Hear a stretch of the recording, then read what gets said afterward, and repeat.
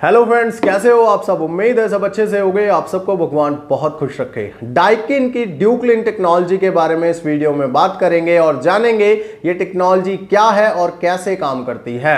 Daikin की ड्यूक्लीन technology कोई नई टेक्नोलॉजी नहीं है। बाकी ब्रांड्स पहले से इस टेक्नोलॉजी को ऑफर करते आ रहे हैं अपने एसीज के अंदर। वो बात अलग है कि सेम नेम किसी भी टेक्नोलॉजी का यूज नहीं कर सकता कोई भी ब्रांड, इसलिए कुछ ब्रांड कुछ और नाम से इस टेक्नोलॉजी को ऑफर करते हैं। जैसे कि एग्जांपल के लिए हायर है। हायर में ये टेक्नोलॉजी आपको मिल जाती है जिसमें वो इस चीज को आई फ्रेश कहते हैं। कुछ ब्रांड्स में इस चीज को फ्रोस्ट वॉश टेक्नोलॉजी कहते हैं। तो ऐसे नाम अलग अलग रखे गए हैं। तो डाइकिन ने इस चीज का नाम रख दिया है ड्यूक्लीन टेक्नोलॉजी। हालांकि सभी में जो फंक्शन है वो सेम है कि इसमें इंडोर की जो कूलिंग कॉइल होती है या फिर एवापोरेटर कॉइल होती है उसको ऑटोमेटिकली क्लीन करने का प्रोसेस किया जाता है। तो इस वीडियो में मैं आपको बताऊंगा कि ड्यूक्लीन टेक्नोलॉजी क्या होती है, कैसे काम करती है, इसमें कितना समय लगता है और जब आप ड्यूक्लीन का फीचर इस्तेमाल करेंगे तो आपको किन किन बातों का ध्यान रखना चाहिए। इन सभी बातों को करेंगे डिटेल से, लेकिन उससे पहले आपसे रिक्वेस्ट है, अगर आपने चैनल को सब्सक्राइब नहीं किया है तो कर लीजिए, क्योंकि इस चैनल के ऊपर बहुत ही यूजफुल वीडियोस आते रहते हैं जो आपकी नॉलेज बढ़ाते रहते हैं। So please subscribe the channel and press the bell icon. आप समझते हैं डाइकिन की टेक्नोलॉजी काम कैसे करती है। डाइकिन के एसी के रिमोट के ऊपर आपको डेडिकेटेड बटन मिल जाता है। इस फीचर को ऑन करने के लिए ड्यूक्लीन का बटन आपको 2 से 3 सेकंड के लिए लॉन्ग प्रेस करना पड़ता है और जब आप लॉन्ग प्रेस करते हैं बटन को तो इंडोर में से आपको बीप का साउंड सुनाई देगा और ग्रीन और येलो एलईडी जो लगे होते हैं इंडोर के ऊपर वो दोनों एक साथ ब्लिंक होने स्टार्ट हो जाएंगे।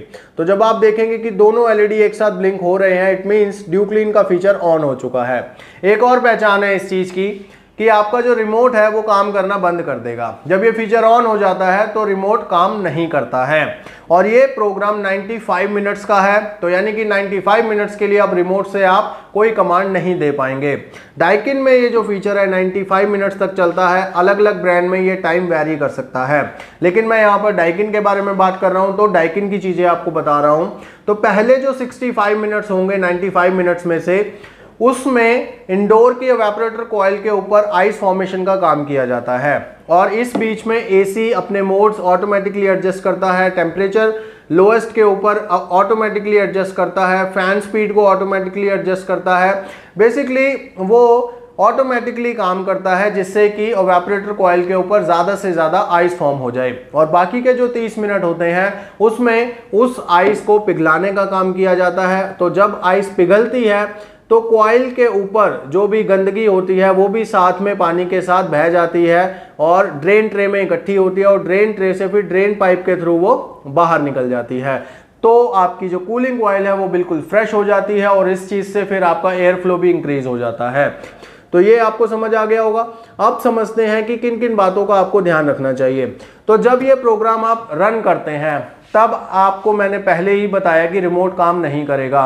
तो आपको एक ऐसे टाइम को चुनना होगा जब आप एसी इस्तेमाल नहीं कर रहे होते, क्योंकि अगर आप उसी कमरे में बैठे हो और आपने ये फीचर ऑन कर दिया तो हो सकता है कि कमरे में ओवर कूलिंग हो जाए और उससे फिर आपको कोई प्रॉब्लम हो जाए। तो बेसिकली आपको तब ये फीचर यूज करना है जब आप एसी इस्तेमाल नहीं कर रहे हो।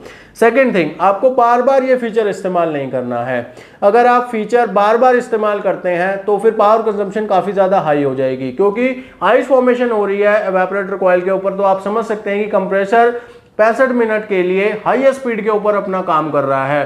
तो जब कंप्रेसर हाईएस्ट स्पीड से काम कर रहा है तो इट मींस पावर भी हाईएस्ट स्पीड से ही खींचेगा वो।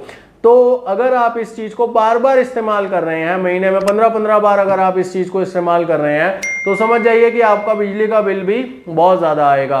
एडवाइस ये है कि एक महीने में एक बार आप इस फीचर को इस्तेमाल कर लीजिए, दैट इज इनफ।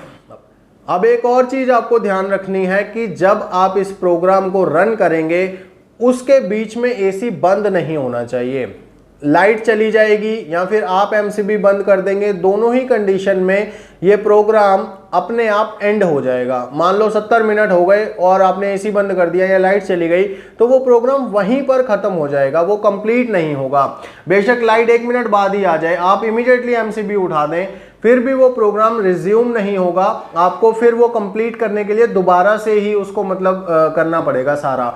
तो आपको किसी ऐसे टाइम का चुनाव करना होगा जब पावर कट नहीं लगे आपके यहाँ पर और आप खुद से बिल्कुल भी एसी को बंद ना करें, क्योंकि इस प्रोसेस को अगर आपने ऑन किया है तो उसको कंप्लीट होने दें 95 मिनट्स के लिए। उसके बाद फिर आप एसी को नॉर्मली यूज करें जैसे हम करते ही हैं। और लास्ट में एक और बात मैं आपको बताना चाहता हूं कि बेशक आपके एसीज के अंदर ये टेक्नोलॉजी है, बट फिर भी ये टेक्नोलॉजी सिर्फ और सिर्फ इवेपोरेटर कॉइल को क्लीन करने का काम करती है, फिल्टर्स को क्लीन करने का काम बिल्कुल नहीं करती है। फिल्टर्स आपको मैनुअली ही क्लीन करने चाहिए और हर 15 दिन में आपको अपने एसी के फिल्टर क्लीन कर लेने चाहिए, अगर आप ये चाहते हैं कि आपका एसी अच्छे से काम करता रहे और एयर फ्लो अच्छे से आता रहे।